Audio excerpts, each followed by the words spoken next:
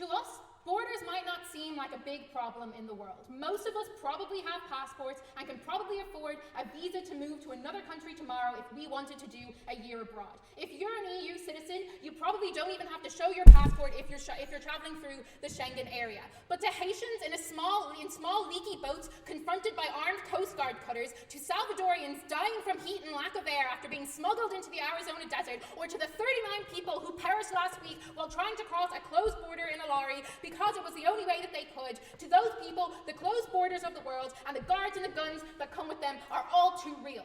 Panel, our case today is for opening borders is going to be simple. I'm going to outline economic benefits. The economic benefits that opening borders will bring to the wider global economy. Kevin is going to talk about the socio-economic reasons as to why we should open borders, and Hugh is going to wrap up the debate, compare our points against those of the opposition, and tell you why we've won. But before I launch into my economic analysis and economic benefits that open borders will bring, I'm going to first establish two important facts upon which this debate will operate. Firstly, the fact of what these borders are going to look like, and secondly, the fact of what's in this debate and what's out of this debate. Panel, these will be incredibly important things for you to bear in mind as this debate progresses. So what will open borders look like? This is pretty intuitive. Borders between countries will be completely open and free. Free travel, free movement of people, free movement of labor, free movement of trade. This is the type of open borders that exists within the European Union in the status quo, that kind of example. This is what the free movement of labor and capital means. That's our definition. So what are the issues that are out of this debate?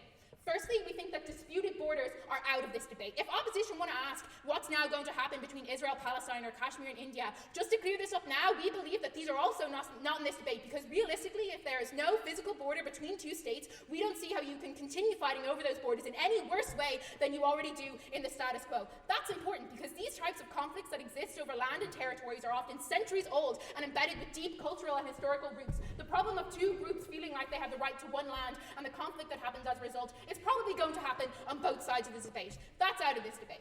The second thing that we believe is also outside of this debate is the possibility of backlash as a result of open borders. If opposition want to waste time arguing that the backlash, that new immigrants into a country is going to be so harmful for them and so bad that it means that the lives of those immigrants is going to get so much worse, then we say that this is also out of this debate. Because realistically, people who emigrate are rational actors, and they're not going to move to a country that is actively being super harmful to them, or at least under this motion, they have the ability to move somewhere else, somewhere more tolerable to them if they so wish. But if people are still moving to a country, then we say that they probably already made that trade-off in their head by saying, oh, I know that the state I'm moving to might be racist towards me, but I believe that that's better than the war-torn country or the physical persecution that I'm leaving behind. And because we feel that they've made off that trade-off themselves, then we think that there's still a net benefit for those people on our side of the house. That issue is also out of the debate.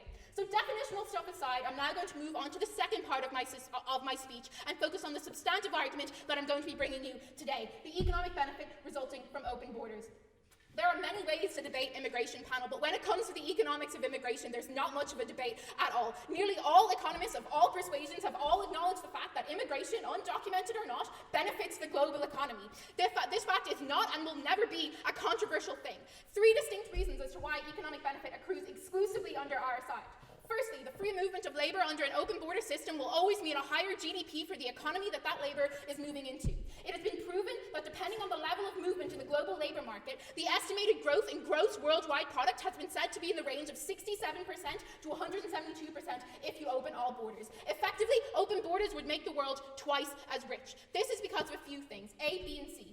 A, because if the labor force is comparatively less skilled than the country that they're moving into, then what we see is that those unskilled workers complement the higher skilled ones. Economies are most efficient always when you allow workers to be able to split up and specialize across and, most importantly, within sectors. Here's an example to illustrate. Take a construction company. This is analogous to any other type of company, but I'm just going to use this one. When unskilled workers can be hired to take care of more routine or mundane tasks like admin or taking like stock orders or something, then this allows more experienced electricians or carpenters or plumbers to focus on their specialized tasks and not have to do the more mundane ones. This is analogous, again, as I said, to all types of companies. Now that the construction company has more internal specialization of a labor force, more projects are finished quicker, the construction company can now build more houses per calendar year or do whatever they do, meaning that more money in the bank for that company and more money in the pockets of each of its employees. That's why immigration works. Comparatively, we will get more of that benefit on our side of the house. B, further economic benefit also comes from the fact that any labor force that moves into a country will obviously spend money in that country and contribute to that economy.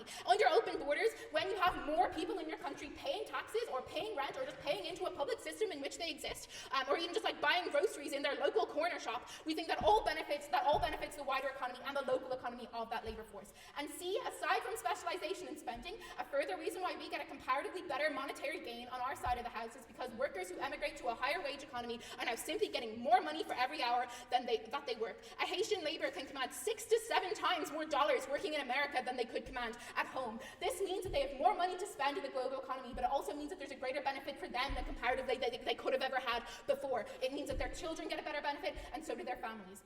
Opening borders to labour would boost wealth 1,000 times, in numbers by $65 trillion. Lots of zeros in that number. We on proposition do not understand how you could possibly reject this. The second reason why you get a broad economic benefit is because the countries that people emigrate from in the long run see stronger economic growth under an open border system. So it's not just the country that they're moving into, it's also the country back home.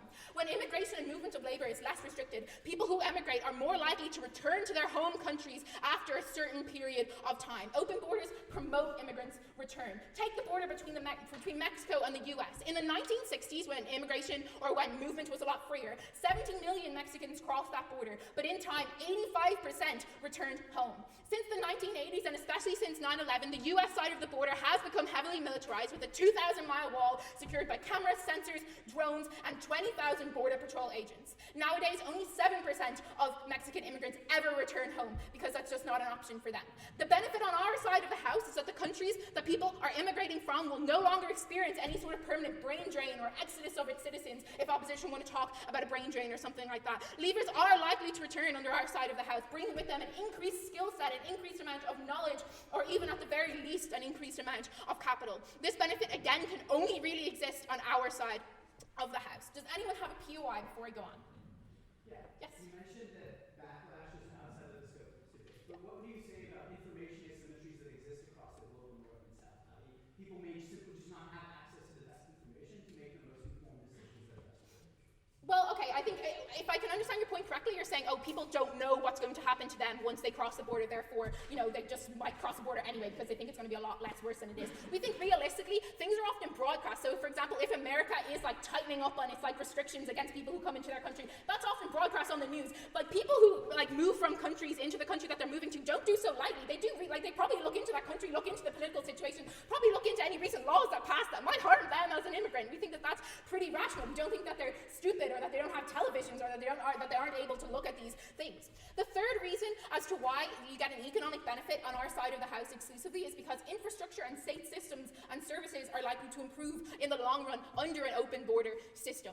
We simply do not believe that welfare systems or infrastructure are going to be strained as a result of massive influxes of labour into Western countries. Again, if opposition want to talk about that. I mean, I've already outlined as to why people paying taxes feeds back into the state's economy, but on infrastructure, we realistically don't think that every city is now going to run out of houses or hospitals or schools or are going to be overfilled if borders are suddenly opened. We think that cities do adapt to increasing populations, and they have done that for the past thousands of years. Hospitals and schools won't remain full forever, and as local governments realize that they can allocate all of the excess GDP that they're getting from a large new labour force to ensuring that their city can hold all of those people, as local governments, to hold all of these people. And they're likely to do that because this is logical, because it's in those policymakers' interest to want people to stay in their city, to keep investors and businesses in their city, and most importantly for them to get re-elected. And also another reason is that furthermore, if housing and infrastructure is so terrible in a city, people are going to stop moving to that city eventually.